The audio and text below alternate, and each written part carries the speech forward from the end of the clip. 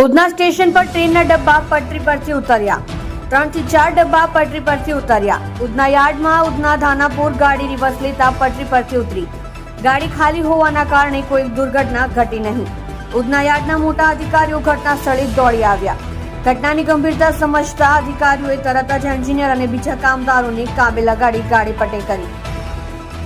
ઉચ્ચ અધિકારીઓએ સમય રહેતા ઘટનાને સુધારી લીધું. હાલની સ્થિતિ સામાન્ય છે.